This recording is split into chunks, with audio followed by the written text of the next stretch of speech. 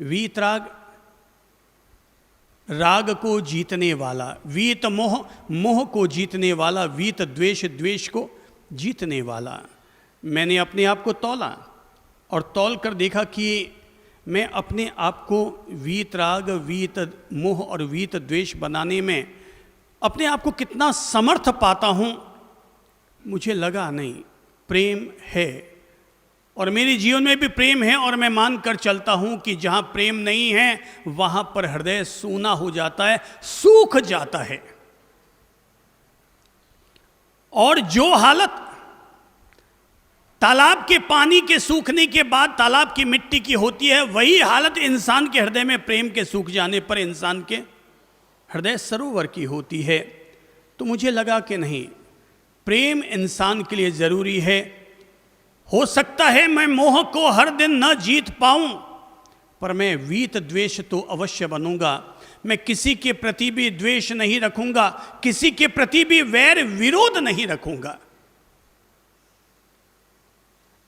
हो सकता है उन्होंने सीढ़ी दी हो, वीत राग, वीत मोह, वीत द्वेष। मैं इस सीढ़ी को थोड़ा उलट देता हूं और मैं कहूंगा वीत द्वेष, वीत मोह, वीत राग। पहले क्या बन जाओ? वीत द्वेष। वीत द्वेष यानी द्वेष को जीतने वाला, किसी के साथ भी वैर विरोध मत पालो। जिंदगी में आपके सच्चे प्रेम की कसौटी तभी होगी जब कोई हमारे प्रति द्वेष रखता है, हम जाकर के उसे गले लगा के आ जाएं, अपने हाथ का लड्डू उसे खिला के आ जाएं और उसके घर का खाना हम खा के आ जाएं, तो समझ लेना हमने वीत द्वेष होने की तरफ एक कदम बढ़ा दिया। अगर आप चाहते हैं कि परमात्मा आपसे प्रेम करे, अगर आप चाहते हैं कि हम मुक्ति की डगर की तरफ बढ़ें, तो जिसके साथ बोलचाल बंद हो गई है, जाओ उसके घर की 5 सीढ़ियाँ चढ़ो, जाकर के सॉरी कहो, गले लगाओ और उसके घर में बैठकर खाना खाकर आ जाओ और उससे ये भी कह दो कि भैया कल तुम मेरे घर आना और कल मेरे यहाँ का भोजन ग्रहण करना। अपने आप द्वेष मिटेगा, अपने आप वैर मिटेगा। केवल सॉरी सॉरी शब्दों से मत कहो, बल्कि ऐसा व्यवहार और बर्ताव करो जिसे सर्वोत्तम कहा जा सके, जिसे उत्तमता की श्रेणी दी जा सके। और इसीलिए कहता हूँ, द्वेष को छोड़ो, वैर विरोध को छोड़ो। ये जन्म जन्मांतर तक हमारे पीछे लगने वाला ये वो कैंची है, वो कुल्हाड़ी है जो हमें लगातार काटती रहेगी, हमें नुकसान पहुंचाती रहेगी। नफरतों को हटाओ। खास तौर पर जोर दूंगा, जैसा धर्म से समझा है तदनुसार कहूँगा कि हमेशा अपने जीवन से नफरतों को हटाओ। भाई के प्रति, पड़ोसी के प्रति, बहन के प्रति, माता पिता के प्रति, संतानों के प्रति, देवरानी जेठानी एक दूसरे के प्रति, ननंद के प्रति, पड़ोसी के प्रति नफरतों को हटाओ। एक तानाशाह ने पोस्ट मास्टर से कहा कि मेरे नाम की निकली हुई डाक टिकट अभी तक कितने करोड़ों की तादाद में बिक चुकी है। पोस्ट मास्टर ने कहा, सर माफ कीजिएगा, आप या मैं जितनी उम्मीद करते थे उसका 10% माल भी नहीं बिक पाया। बोले क्यों? डाक टिकट क्यों नहीं बिकी मेरे नाम की? मैं तो जिस भी लिफाफे को देखता हूं, किसी भी लिफाफे पर मेरा फोटो या मेरे फोटो की जो डाक टिकट निकली है वो कहीं पर भी नजर नहीं आती। कहीं ऐसा तो नहीं कि तुम लोगों ने डाक टिकट के पीछे लगने वाला गोंद कम लगाया हो? मास्टर ने कहा, सर गोंद तो हमने डबल लगाया है। दूसरी डाक टिकट में जितना गोंद लगाते हैं, आपकी डाक टिकट थी इसलिए हमने उस पर पूरा ध्यान दिया और उस पर हमने डबल गम लगाया। पूरा पावरफुल गम है, पर क्या करें, लोग थूक ही उल्टी दिशा की तरफ लगाते हैं। लोग थूक ही उल्टी दिशा की तरफ लगाते हैं, तो अब वो डाक टिकट कैसे चिपकेगी? तानाशाह अगर करोगे तो तानाशाह से आतंक फैलेगा, नफरतें फैलेगी। प्रेम के दीपक बनो, प्रेम के पथिक बनो, प्रेम स्थापित करो, तो तुम गम न लगाओगे तो लोग अपने घर का गम लगा करके भी तुम्हारा फोटो, तुम्हारी तस्वीरें, तुम्हारी डाक टिकट का इस्तेमाल जरूर करेगी। इसलिए इस्तेमाल करने जैसी कोई चीज़ है तो प्रेम है, मोहब्बत है, लव है। द्वेष को हटाएं, द्वेष की दीवारों को हटाएं, वैर विरोध को हटाएं। याद कीजिए, गांधीगिरी को याद कीजिए। एक शब्द है गुंडागिरी और दूसरा शब्द है गांधीगिरी। याद कीजिए, अभी एक अच्छी सी मूवी आई थी जिसने लोगों को ये सिखाने का प्रयास किया था कि क्या है गुंडागिरी और क्या है गांधीगिरी। और उस मूवी का नाम शायद मुन्ना भाई से जुड़ा हुआ रहा है। और उस मूवी में ये दिखाने का प्रयास किया किस तरह से गांधीगिरी की स्थापना होती है। तो एक व्यक्ति अपने घर से निकलता है, गुटखा मुंह में भरा हुआ, पान का पीक भरा हुआ, और वो खास तौर पर एक घर के बाहर कोने में आकर के स्पेशल पीक थूकता है और फिर नीचे आगे बढ़ता है। तो वो मुन्ना भाई को फोन करता है और कहता है कि इस तरह से एक आदमी मेरे घर के बाहर रोज पीक थूकता है, रोज मुझे परेशान करता है, मेरे घर का कोना हमेशा गंदा करता है, मैं तो तंग आ गया। और आप कहते हैं गांधीगिरी लागू करो। वो गुंडागिरी पर अटका हुआ है और आप कहते हैं गांधीगिरी लागू करो। बोले भाई एक काम करो, कल जब वो थूकने के लिए आए तो तुम पोंछा और बाल्टी लेकर के वहीं पर खड़े रहना।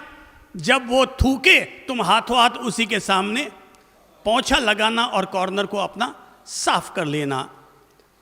वो जैसे ही आता है, थूकता है, वो उधर पिचकारी मारी, पिच, और पिचकारी मारते ही वो दरवाज़ा उसने खोला और हाथों हाथ पोंछा लेकर के साफ करने लगा। उसे बहुत बुरा लग रहा था कि ये कौन सी गांधीगिरी कि जहाँ पर पोंछा मुझे लगाना पड़ रहा है और थूकने का काम वो कर रहा है। पर गांधीगिरी का अगर इस्तेमाल करना है तो दिल में थोड़ा सा तो धीरज रखना ही पड़ेगा।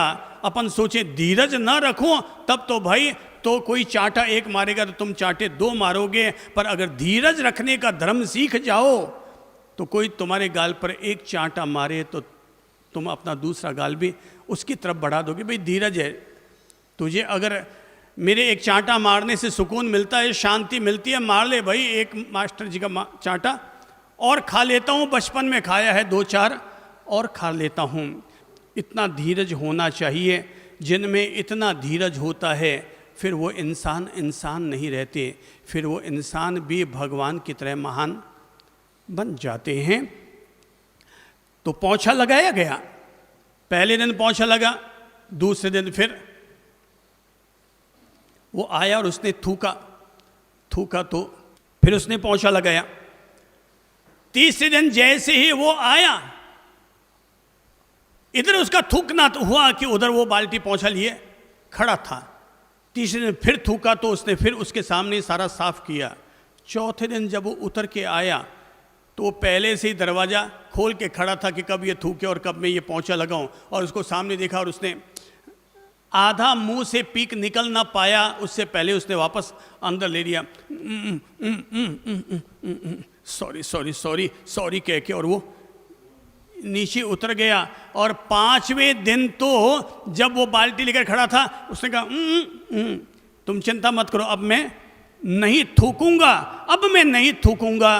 और तब पता चल गया गुंडागर्दी भारी होती है, पर अगर दिल में धीरज हो तो गांधीगिरी गुंडागिरी पर भी ज़्यादा भारी हो सकती है। यही तो है प्रेम का पथ, यही तो है नफरतों को मिटाने का पथ कि हमने साफ करने का अगर हमने अवसर उठा लिया।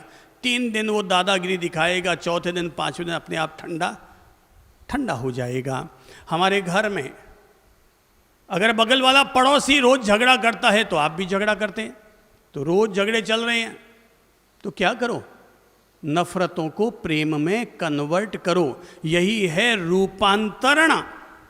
रूपांतरण की प्रक्रिया यही है कि अगला हमारे साथ कितनी बार नफरत करेगा, हम उसके साथ 365 दफ़ा वापस प्रेम भरा व्यवहार कर लेंगे। तुमने तो एक बार में ही नफरतें पाल ली। ज्ञानी भगवंत कहते हैं कोई तेरे साथ 365 दफा अनुचित व्यवहार करे तब भी तुम अपनी ओर से उसके साथ बड़प्पन भरा व्यवहार करो, तब वो नफरतें मिटती है। कहते हैं एक घर वाले की इतनी ज्यादा आदत कि वो अपने पड़ोसी के घर के बाहर ले जाकर के अपने घर का सारा कचरा फेंका करता। वो पड़ोसी बड़ा आश्चर्य करता, सामने नगर पालिका का डिब्बा लगा हुआ है पर ये आदमी वहां फेंकने के बजाय जो कचरा निकलता है वो सारा का सारा मेरे घर के बाहर ला करके फेंक देता है। कई दिन बीतते गए तो एक बार वो सज्जन हमारे पास आए और आकर कहने लगे, सब क्या करूं, वो पड़ोसी मुझे इतना तंग करता है। हमने उसे वही फॉर्मूला दिया, तुम अपनी ओर से गुड बेटर बेस्ट, तुम अपनी ओर से उसे जो सर्वोत्तम दे सकते हो दो। बोले साहब मैं क्या सर्वोत्तम दूं उसे, वो तो कचरा फेंकता है। बोले आज बाजार जाओ और बाजार जाकर के एक टोकरी भर के फल खरीद लो, उसके कचरे के बदले में तुम टोकरी रख करके आओ उसके घर के बाहर। और इस बार जब वो पता नहीं बात लग गई होगी और वो चला गया, उसने 3-4 किलो फल वल लिया। भाई किसी की नफरतों को पालना है तो बहुत आसान है, पर किसी के नफरतों की गंदगी को मिटाना है तो हमें भी अपनी तरफ से सर्वोत्तम देना पड़ेगा। और तब वो टोकरी भर के लेके गया, 4-5 किलो फल वल डाल के उस पर ढक्कन लगा करके अखबार चढ़ा करके और वो टोकरी उसके घर के बाहर रख दिया। वो लोहे का जो गेट था उसे खोला, अंदर रखा और वापस गेट बंद कर दिया। ऊपर से वो सब कुछ देख रहा था तो अच्छा आज ये भी अपने घर का कचरा मेरे बाहर डालने के लिए चला आया। वो गुस्से में तन तनाता हुआ नीचे आया। बोले क्या डाला है? बोले भाई जिसके पास जो होता है वो वही तो दिया करता है, जो तुम्हारे पास होता था वो तुम देते थे और जो मेरे पास है वो मैं देता हूं। वो नीचे आता है तन तनाता हुआ और आते ही सीधा टोकरी खोलता है। बोले ये क्या, ये फल? बोले भाई जिसके पास जो होता है वह वही देता है। तुम्हारे पास कचरा था, तुम कचरा देते थे, मेरे पास फल है इसलिए मैं तुम्हें मिठास दे रहा हूँ।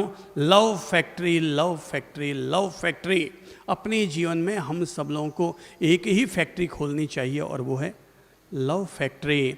ज्ञानी भगवंत हम लोगों से कहते हैं वैर के अनुबंधों को मिटाने के लिए, नफरतों की आग को बुझाने के लिए हर व्यक्ति को एक फैक्ट्री का मालिक होना चाहिए और उस फैक्ट्री का नाम है लव फैक्ट्री। दिल पर सप्ताह में एक दिन ही सही, रोज ही सही अपने दिल पर हाथ रख करके अपना मूल्यांकन कर लो, अपनी पड़ताल कर लो, सर्च और रिसर्च कर लो। कहीं किसी के प्रति मेरे दिल में नफरत तो नहीं है, कहीं मेरे दिल में किसी के प्रति वैर विरोध तो नहीं है, कहीं किसी के प्रति मेरे दिल में क्रूरता तो नहीं है, मेरे दिल में करुणा रहनी चाहिए थी, कहीं मैंने किसी के प्रति क्रूरता तो नहीं बरत ली। मुझे अपने दिल में लोगों के लिए प्यार रखना चाहिए, कहीं इसमें कोई तकरार तो नहीं आ गई। शुभ भावना भावो और शुभ भावना भा करके ये प्रार्थना करो कि प्रभु जी उसके मन में मेरे प्रति वैर विरोध आ गया, भगवान उसे क्षमा करें, उसे सद्बुद्धि दें, मैं उसके प्रति मित्रता का भाव रख रहा हूँ, उसके दिल में मेरे प्रति वैर विरोध न हो जाए। कहते हैं खामे में सव्व जीवे सव्वे जीवा खमन तुम्हें मित्य में सव्व भूए सुवेरम मध्यम नकेणई। ये बात प्रभु महावीर ने कभी कही थी कि खामे में सव्व जीवे, मैं सभी जीवों को क्षमा करता हूँ। खामे में सव्व जीवे, मैं सभी जीवों से क्षमा मांगता हूँ। क्या है लाइन? खामे में सव्व जीवे, सभी जीवों से क्षमा मांगता हूँ, सभी जीवा खमन तुम्हें, सभी जीव मुझे क्षमा करें। कितना बड़ा ये लव फैक्ट्री का उपादान हो गया कि मैं सभी जीवों को क्षमा करता हूं, सभी जीव मुझे क्षमा करें। मित्ति में सव भूएसु वैरम मध्यम नकेणई। मित्ति में सव भूएसु, सभी भूतों से, सभी प्राणियों से मेरी मंगल मैत्री है। सभी जीव वैरम मध्यम न किणई, मेरा किसी के साथ भी वैर विरोध नहीं है। वे ये लाइन अनेक बार बोला करते थे। जब उन्होंने महाअभिनिष्क्रमण किया होगा उस समय भी उन्होंने ये लाइन कही। उन्होंने अपने अनुयायियों से भी ये लाइन बार बार बोलने के लिए कहा, और इसीलिए आज भी प्रतिदिन शाम को प्रतिक्रमण करते समय अपने संध्याकालीन सामायिक व्रत का अनुष्ठान करते हुए हर धर्म आराधक ये लाइन बोलता है, कामेमि सव्व जीवे सव्वे जीवा खमन तुम्हें, सभी जीवों से मैं क्षमा मांगता हूँ, सभी जीव मुझे क्षमा करें। सभी प्राणियों के प्रति मेरा मंगल मैत्री भाव है, अब मेरा किसी के प्रति भी वैर विरोध नहीं है। एक महिला अक्सर कहा करती थी कि मैं रोज ही भगवान से बातें करती हूं। वो अक्सर ये बात कहा करती थी, मैं अक्सर भगवान से अपनी बातें कर लेती हूं। एक दिन मंदिर का पुजारी उस महिला के सामने पहुंचा और उसने कहा कि ये ढोंग करना बंद करो कि तेरी भगवान से रोज बातें होती है। बोले भाई इसमें ढोंग की क्या बात है, अभी मैं आपसे बातें कर रही हूं तो मैं बोलूंगी मैं आपसे बातें कर रही हूं, और ऐसी जब मुझे भगवान से बातें होती है तो मैं कहती हूं मुझे मेरी भगवान से रोज ही अक्सर बात हो जाया करती है। तो पुजारी ने कहा कि अगर तुम ये दावा करते हो कि तेरी भगवान से बातें होती है तो जरा ये बात बताओ कि मैंने अपनी जवानी में कौन सा बहुत बड़ा पाप किया। जाओ और तुम अपने भगवान से पूछ के मुझे कल बताना। पुजारी तो चला गया। 2 दिन के बाद में महिला के पास आया और आकर पूछने लगा, तुम्हारी भगवान से बात हुई? बोले हाँ मेरी भगवान से बात हो गई है। तो भगवान ने क्या कहा कि मैंने जवानी में कौन सा सबसे बड़ा पाप किया?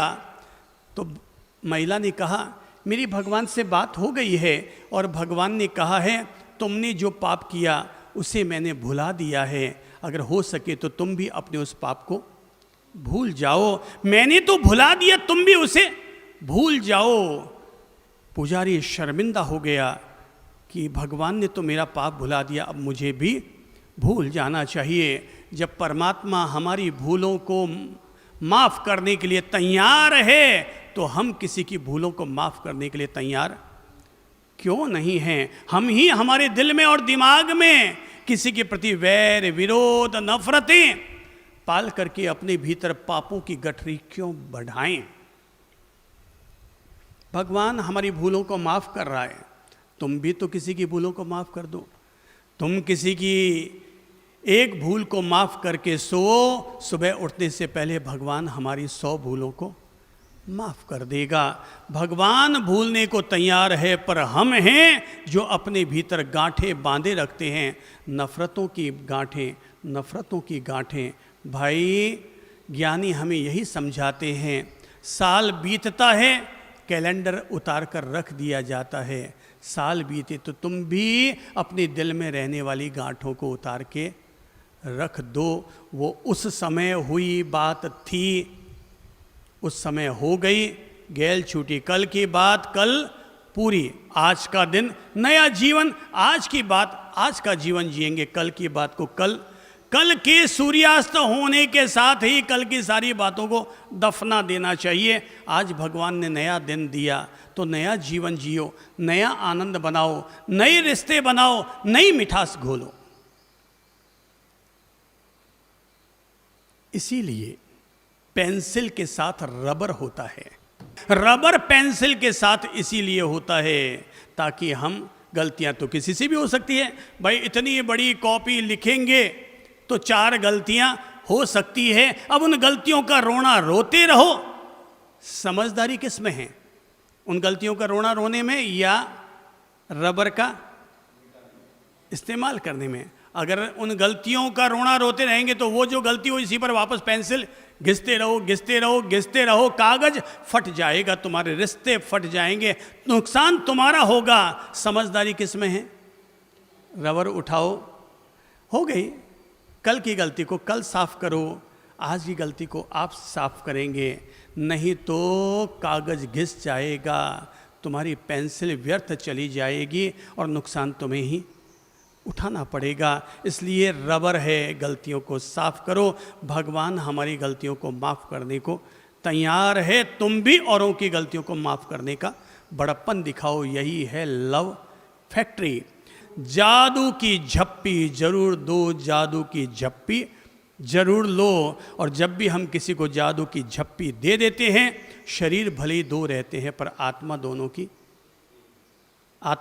की एक बन जाती है। इसी का नाम है लव फैक्ट्री। जो व्यक्ति इस फैक्ट्री का मालिक बन जाएगा, उसके वैर के अनुबंध कभी भी प्रगाढ़ नहीं हो सकते। वो तो जब चाहेगा पेंसिल का उपयोग करेगा और साफ कर देगा। सॉरी शब्द इसीलिए संसार का महान शब्द है, क्योंकि ये टूटे हुए रिश्तों को रबर की तरह साफ करने का फिर वापस काम करता है, जोड़ने का काम करता है। गलतियां हुई, रबर का इस्तेमाल करो, साफ करो। बात याद रखो, मैं हमेशा लोगों को सर्वोत्तम दूं ताकि मेरे पास भी वापस सर्वोत्तम लौट कर आ सके।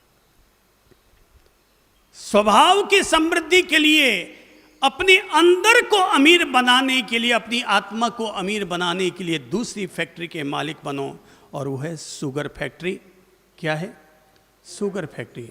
ध्यान रखो, यहां अगर प्रेम को हमने हृदय में मंदिर की मूर्त की तरह अगर स्थापित कर लिया, धूपदान की तरह अगर हमने स्थापित कर लिया, तो यहां से फिर आगे भी शुगर फैक्ट्री चलेगी। और यहां अगर दिल में प्रेम नहीं है, तो मुंह से शुगर नहीं बल्कि